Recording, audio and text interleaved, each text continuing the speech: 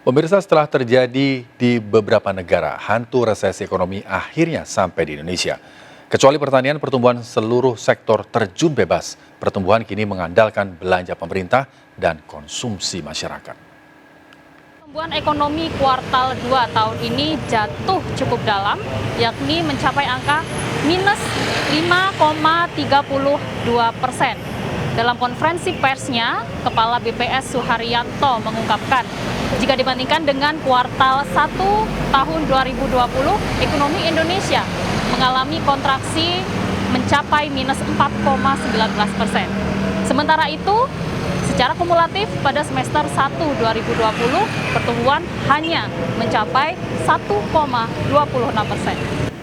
Menurut Kepala BPS Suharyanto, efek pandemi COVID-19 dari masalah kesehatan hingga sosial ekonomi sangat membuat ekonomi semakin terpukul. Dari semua komponen penyumbang pendapatan domestik bruto dari semua sektor mengalami kontraksi yang sangat dalam. Sebagian sektor seperti pertanian masih bisa tumbuh dengan positif. Sementara itu, di sektor minyak dan gas serta industri manufaktur terdampak cukup dalam. Sedangkan paling terdampak adalah di sektor transportasi dan akomodasi, di mana mengalami kontraksi yang sangat dalam.